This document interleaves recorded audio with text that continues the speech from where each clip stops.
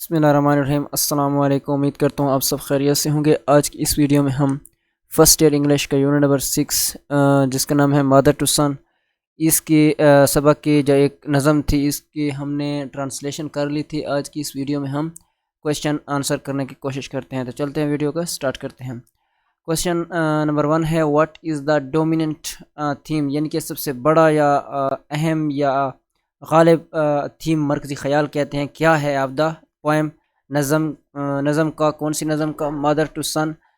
Mother to सन का मतलब होता है माँ बेटे से, यानी नज़म माँ बेटे से का गालिब मरकज़ी ख़याल क्या है? तो नुमाया भी आप कह सकते हैं, सही है। डोमिनेंट नुमाया भी कह सकते हैं इसका। हाँ, आंसर, इसका आंसर है द डोमिनेंट थीम्स, जो इसका अहम थीम जो है ऑफ द पोएम नज़म का, इज़ हार्डशिप्स, ठीक है ना। मुश्किलात है, होप उम्मीद है, स्ट्रगल कोशिश है, मेहनत है, चैलेंज एंड करेज और हिम्मत है, सही है। चैलेंज में से चैलेंज को कहते हैं मुकाबला, चैलेंज मुकाबले को भी कहते हैं। हाँ, the poem explore the dignity and determination of person when facing problems, यानी कि ये नज़म किसी शख्स के वक़ार और अज़म को उजागर करती है जब वो मुश्किलात का सामना करता है, सही है। तो डिग्निटी का मानी होता है वक़ार, और डिटर्मिनेंट का मानी, डिटर्मिनेशन का मानी होता है पुरअज़म, यानी कि अज़म। एक्सप्लोर मानी उजागर करना, और फेसिंग सामना करना, सही है। अगर इसका मुकम्मल मानी मैं आपको बता दूं तो वो ये होगा कि नज़म का गालिब मरकज़ी ख़याल मुश्किलात, उम्मीद, जदोजहद, चैलेंज और हिम्मत है। ये नज़म किसी शख्स के वक़ार और इज़्ज़त को उजागर करती है जब वो मुश्किलात का सामना करता है, सही है। तो नेक्स्ट क्वेश्चन पे चलते हैं। नेक्स्ट क्वेश्चन हमारे पास है, थोड़ा सा लेंथी तो है लेकिन करते हैं। What are some of the literary, इसमें स्पेस नहीं है। लिटरेरी अदबी को कहते हैं, तकनीक को कहते हैं, used in the poem mother to सन, यानी कि अदबी इस्तिलाह इनमें से कौन कौन सी इस्तेमाल हुई है वो आपने बतानी है, सही है। तो पहला आंसर है the literary technique used in the poem mother to sun areas under, यानी कि मदरजैल हैं मेटाफर इस्तियारे को कहते हैं, ठीक है। इस्तियार क्या चीज़ होती है? जब किसी चीज़ को दूसरी चीज़ की तरह करार देना, सही है। इस्तियारा यानी कि मुस्तियार लेना, उधार लेना, यानी कि जिस तरह कहते हैं ना, मेरा बेटा शेर है, या शेर की तरह बहादुर नहीं है, मेरा बेटा शेर है, इस तरीके से कहते हैं। हालांकि शेर तो नहीं होता, लेकिन उस जैसा करार देना उसको इस्तियारा कहते हैं, मेटाफर, सही है। अच्छा, लैंगस्टन ह्यूजेस इस नाम है, लिखने वाले जो हैं ऑथर है, has used N extended metaphor to compare the mother's life to staircase through out the poem. तो इसका ये मतलब हो जाता है कि यानी कि लैंगस्टन ने माँ की ज़िंदगी का मुवाजना नज़म में एक सीढ़ी से किया है। कंपेयर का क्या मानी होता है?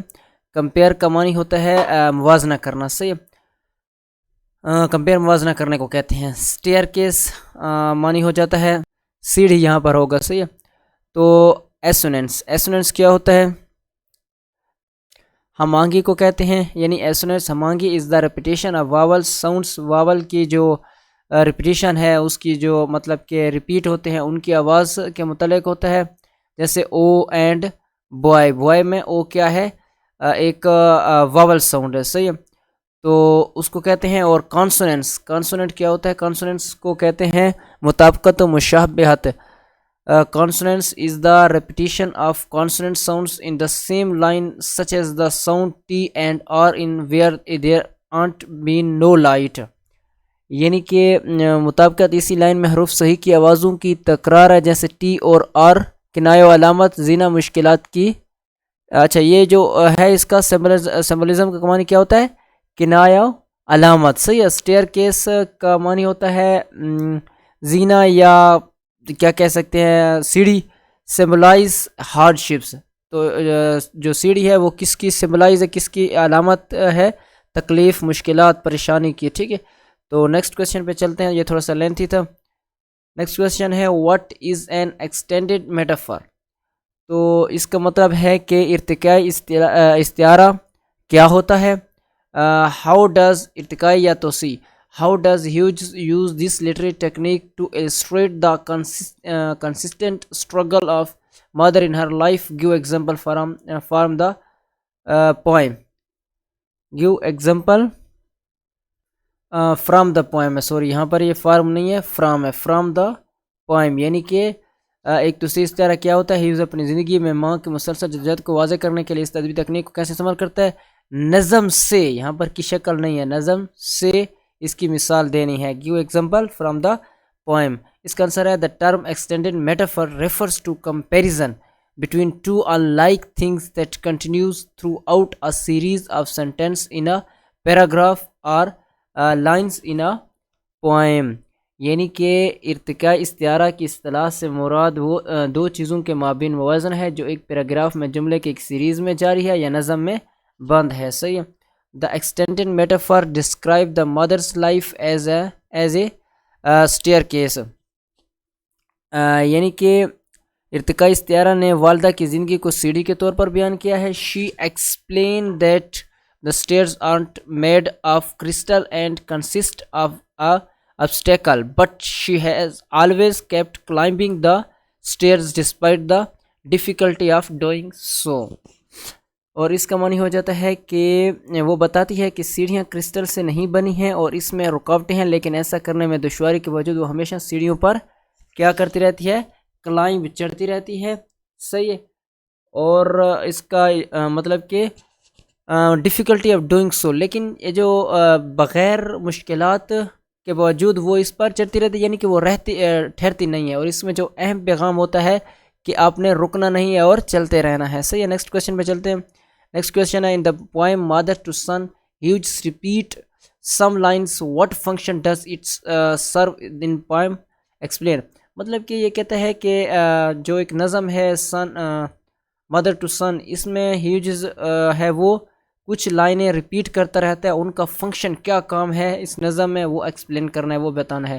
دیر is a repetition of the lines life for me and be no crystal stairs which has created a musical quality in the poem. مطلب کہ وہ کہتا ہے کہ جو میری زندگی میں، مطلب میری زندگی کیا ہے، ایک سیڑھیوں کی طرح ہے، لیکن وہ سیڑھیاں بالکل شفاف، صاف یا ہموار نہیں ہوتی، بلکہ اس میں کچھ کیا ہوتے ہیں، پیچیدگیاں ہوتی ہیں. اگر اس کا لفظی معنی وچ از کریٹڈ، جو کہ بنایا ہے musical quality in the poem, یعنی جس نے نظم میں موسیقی کا رنگ پیدا کیا ہے. It has created rhetorical impacts in the poem. اس نے نظم میں لسانی اثرات، جو ریٹوریکل کا معنی ہوتا ہے لسانی، زبانی اثرات کیا کیے ہیں، بھی کریٹ کیے ہیں. کریٹ معنی پیدا کرنا. نیکسٹ کویشچن پہ چلتے ہیں. کویشچن نمبر 5 ہے what types of imagery is used in the poem mother to son, what does it suggest? تو کویشچن نمبر 5 کا جو ٹرانسلیشن اگر آپ کرنے تو وہ یہ بنے گا کہ نظم ماں بیٹے سے میں کس قسم کی منظر کشی کا استعمال ہوا ہے، یہ کیا تجویز کرتا ہے؟ اس کا آنسر ہے Hughes has use different images in the poem. مختلف امیجز جو ہے نا وہ استعمال کرتا ہے. فار ایگزامپل، مثال کے طور پر no crystal stair, tacks, splinters, board torn up, places with no carpet. یعنی کہ شاعر ہیوجز نے نظم میں متنوع منظر کشی کی ہے. مثال کے طور پر کرسٹل سیڑھیاں نہیں، کیلیں، لوہے کے ٹکڑے، بورڈ، پھٹے ہوئے قالین کے بغیر مقامات. ٹھیک ہے، یہ ساری چیزیں اس نے بیان کی ہے. All of these images emphasize the difficulty of the mother's journey upward and her need to push forward despite obstacle in her path. یعنی کہ یہ سب منظر نگاری ماں کے سفر کی مشکلات پر زور دیتے ہیں اور انہیں آگے بڑھنے کی ضرورت ہے اس کے راستے میں رکاوٹوں کے باوجود. آخری کویشچن ہمارے پاس یہ آتا ہے what is the tone of the poem mother to son support your view with the instance میں مثال کو کہتے ہیں فرام دا پوئم، نظم سے. تو نظم ماں سے بیٹا کا ٹون کیا ہے، یعنی کہ اس کا جو مطلب لہجہ سمجھنے کیا ہے، نظم سے مثالیں دے کر اپنی رائے بیان کریں. In the poem mother to Son Langston Hughes explore the subject of life and resiliency. یعنی نظم ماں سے بیٹا میں لانگ ہیوجز نے زندگی اور لچک کے موضوعات کو بیان کیا ہے.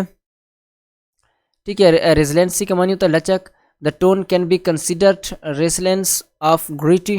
صحیح ہے، یعنی ٹون کو لچکدار یا حوصلہ افزا سمجھا جا سکتا ہے. فار ایکسٹینس یا مثال کے طور پر its has tacks in it, یعنی اس میں کیلیں تھی، and splinter and board torn up, اور اس میں جو چھپٹیاں تھیں اور تختے پھٹے ہوئے تختے تھے. And places with no carpet on the floor bare, یعنی کہ وہ ننگا فرش تھا, اس کے اوپر کوئی چادر وغیرہ نہیں پھیلائی گئی تھی. another possible tone of this poem is detected, اور اس نظم کا دوسرا ممکنہ ٹون نصیحت آموز ہے. تو امید کرتا ہوں آپ کو سمجھ آئی ہوگی. اگر کہیں پر مسئلہ ہو تو آپ کامنٹس میں ضرور مطلب کہ پوچھیے گا, میں ضرور رپلائی کروں گا. امید کرتا ہوں ویڈیو اچھی لگی ہے تو لائک کیجیے, چینل سبسکرائب کیجیے. ملتے ہیں اگلی ویڈیو میں. شکریہ.